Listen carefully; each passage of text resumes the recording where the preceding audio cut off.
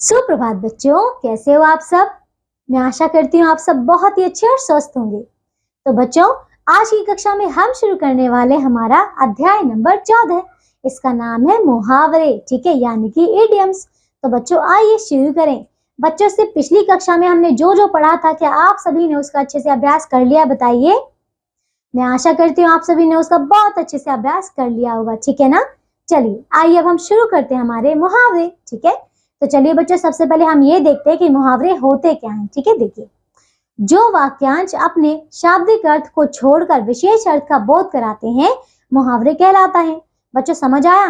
देखिए, ऐसे कोई वाक्यांश होते हैं जो कि एक मुख्य अर्थ प्रकट करते हैं, ठीक है ना, इसीलिए हम उन्हें कहते हैं मुहावरे। चलिए अब यहाँ पे और समझते हैं बच्चों, तो इन्हें पढ़िए और समझिए। बच्चों देखिए, यहाँ पे कुछ लिखा है, ठीक है। देखिए, आंखों का तारा यानी कि बहुत प्यारा।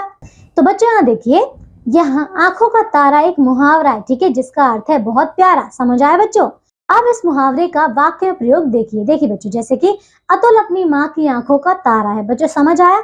हमने देखिए आंखों का तारा, ये एक क्या था, ये मुहावरा जिसका हमने वाक्य में प्रयोग कर लिया है, ठीक है ना, जिसका एक विशेष अर्थ है बहुत प्यारा, ठीक है। चलिए बच्चों आगे देखो आप। तो बच्चों, मुहावरे भाषा को सरल, आकर्षक और प्रभावशाली बनाते हैं। समझ आया बच्चों। जब भी आप मुहावरे का प्रयोग करते हैं अपने वाक्यों में, तो आपके जो वाक्य हैं, आपकी कही कही जो बात है, वो बहुत ही ज्यादा प्रभावशाली, आकर्षक और सरल बन जाती है, ठीक है। चलिए देखिए आप। तो नीचे कुछ मुहावरे, उनके अर्थ तथा उनके वाक्यों में प्रयोग दिए गए हैं, इन्हें पढ़िए और समझिए। तो चलिए बच्चों, हम पढ़ते हैं मुहावरे, उनके अर्थ और वाक्यों में प्रयोग उनका। चलिए देखिए। तो बच्चों पहला है अक्ल का दुश्मन होना, यानी कि बहुत मूर्ख होना। बच्चों समझ आया।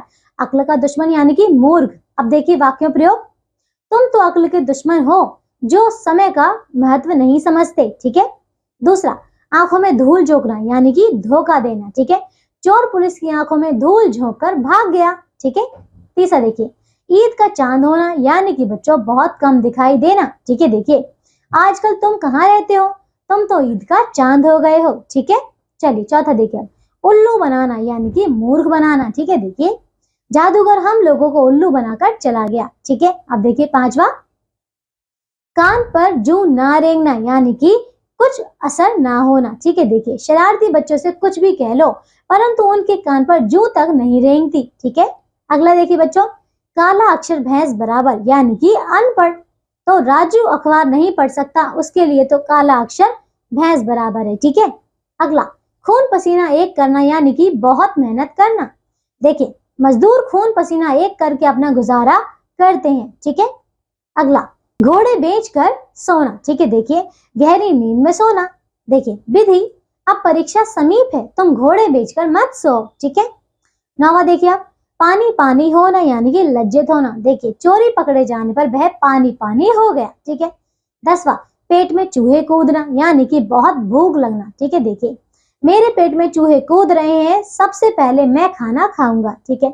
अगला, बाएं हाथ का खेल यानी कि बहुत आसान होना, ठीक है, बहुत आसान काम, ठीक है। देखिए, गणित के सवाल हल करना उसके लिए बाएं हाथ का खेल है, ठीक है, यानी कि बहुत आसान काम है उसके लिए, ठीक है। अगला, भीगी बिल्ली बनना यानी कि डर जाना, ठीक है। देखिए, अंश अपने पिताजी के सामने भीगी बिल्ली बन जाता है, ठीक है।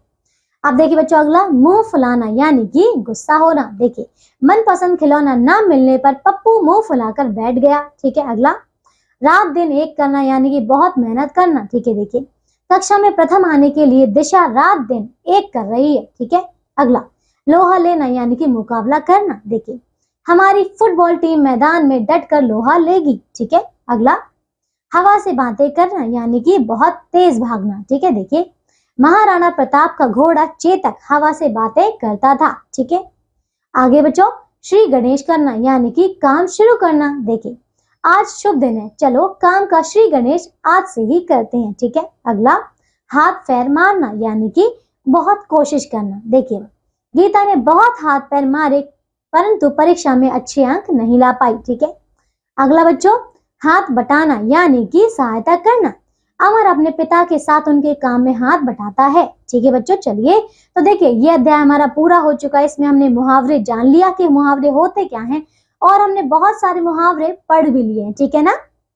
मैं आशा करती हूँ अब आपको यहाँ पे मुहावरों में कोई भी परेशानी नहीं होगी और आप किसी की भी कही गई कोई भी ऐसी बातें जो हैं मुहावरा आसानी से समझ जाएंगे कि वो क्या कहने की कोशिश कर रहा है। ठीक है, चलिए आइए बच्चों अब हम देख लेते हैं कि हमने इस पाठ से क्या क्या सीखा है। देखिए तो बच्चों पहला है, जो वाक्यांश अपने शाब्दिक अर्थ को छोड़कर विशेष अर्थ का बोध कराते हैं मुहावरा कहलाते हैं। ठीक है, मुहावरे दूसरा देखिए बच्चों, मुहावरे भाषा को सरल, आकर्षक और प्रभावशाली बनाते हैं। ठीक है बच्चों, चलिए तो बच्चों ये अध्याय हमारा बहुत अच्छी तरीके से पूरा हो चुका है। बच्चों इसके अंतिम में आपको अभ्यास के प्रश्नोत्तर दिए गए हैं, आप सभी बच्चे इन्हें पूर्ण करेंगे। ठीक है ना, चलिए अब हम मिलेंगे एक नई कक्षा में ऐसे ही नए अध्याय के साथ। तब तक के लिए आप सब अपना ध्यान रखिए, स्वस्थ रहिए और बच्चों अभ्यास के प्रश्नोत्तर करते रहिए। ठीक है, बाय बच्चों।